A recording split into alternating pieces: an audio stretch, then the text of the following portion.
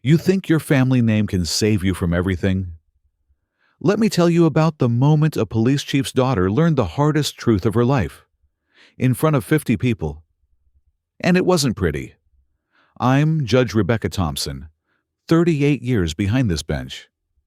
I've watched murderers cry. I've seen CEOs beg. I've had gang leaders show more remorse than some people in designer shoes. But this case, this one still keeps me up at night. Not because of what she did, but because of who she thought she was. Sarah Martinez walked into my courtroom like she owned it, 26 years old, BMW keys dangling from her Prada bag, hair salon perfect, that look on her face that screams, "I don't belong here," and we all know it. She didn't nod to anyone, didn't make eye contact. Just slid into her seat and immediately, I'm not kidding, pulled out her phone and started texting. During court proceedings, while I'm addressing other cases, like this was some kind of DMV waiting room. I should have known right then, but I gave her the benefit of the doubt. Maybe she's nervous. Maybe she processes stress differently.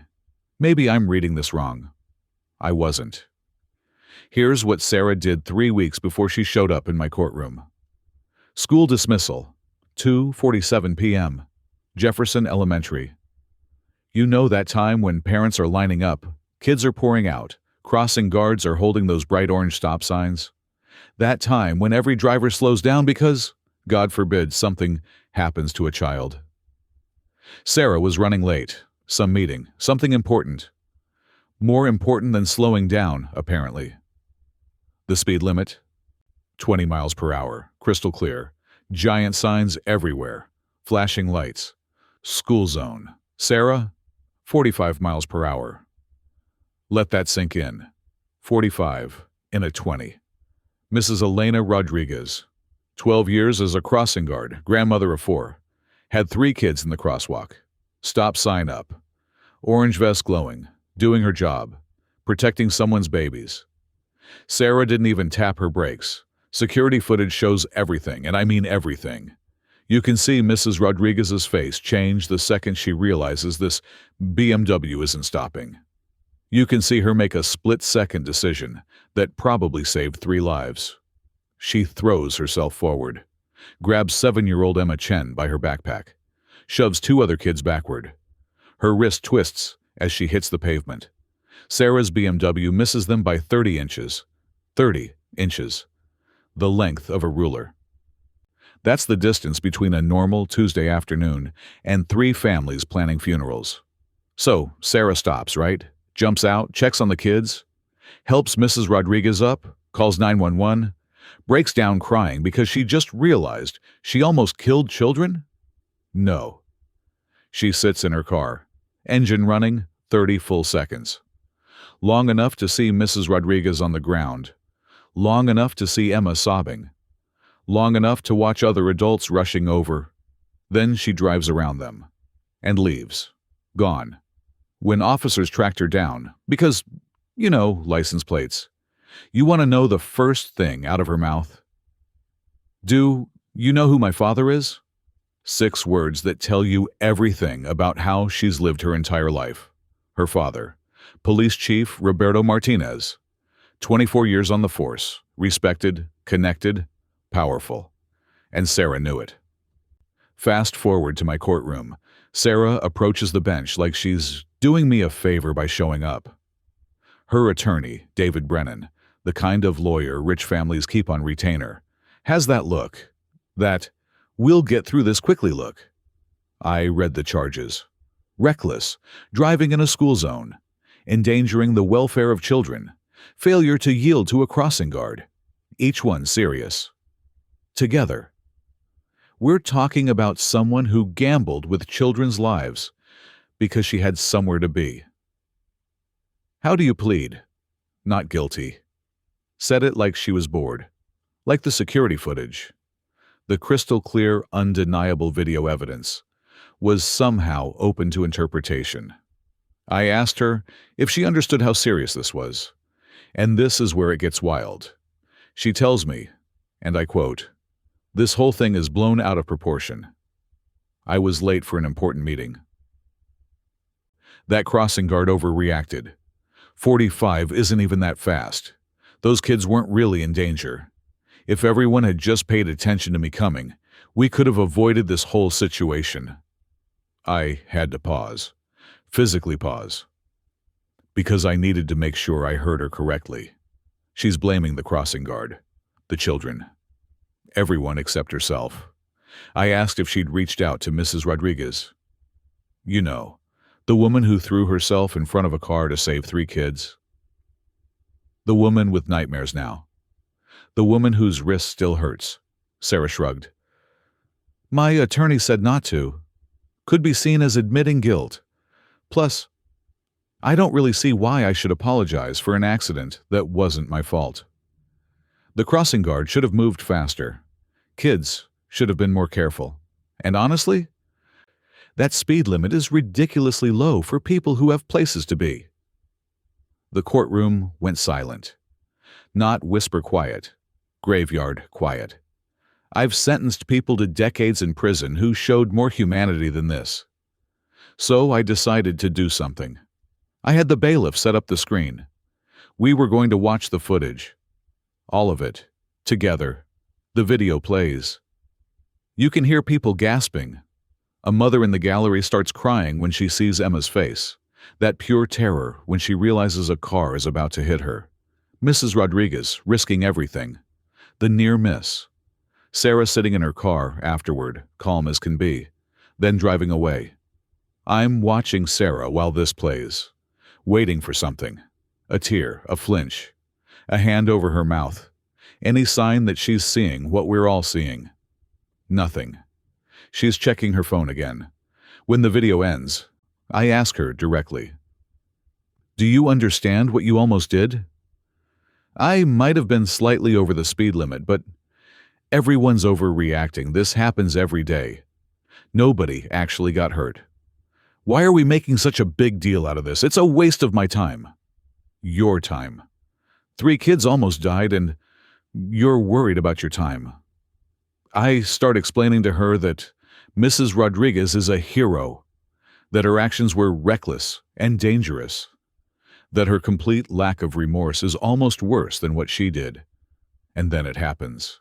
Sarah reaches into her purse, pulls out her phone, and starts dialing, right there, in open court, while I'm talking to her.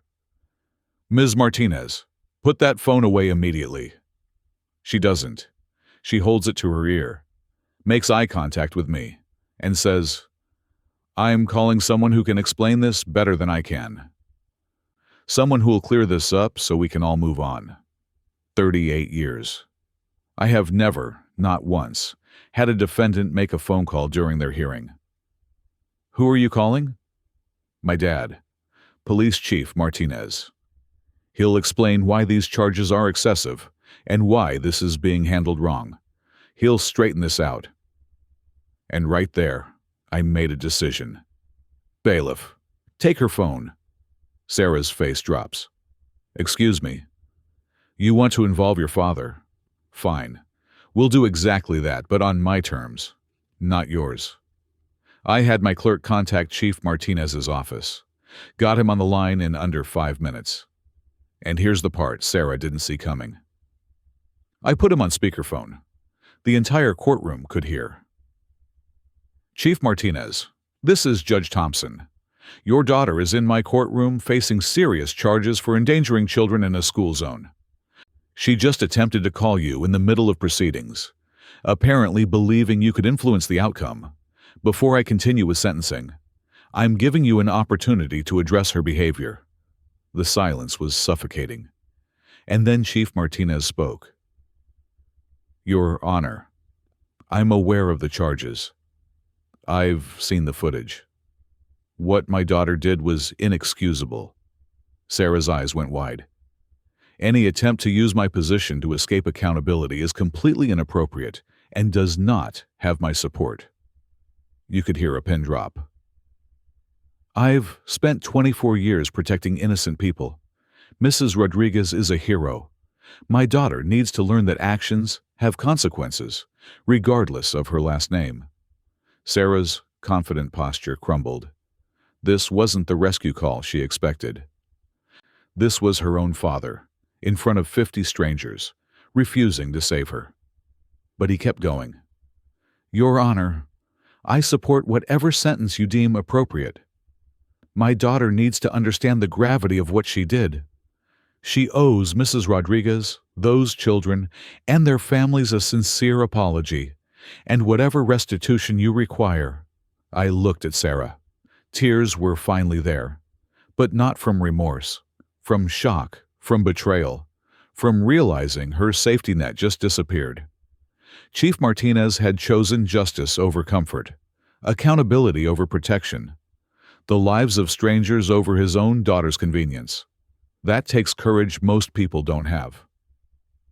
I sentenced Sarah to 90 days of community service, working with crossing guards, school safety programs.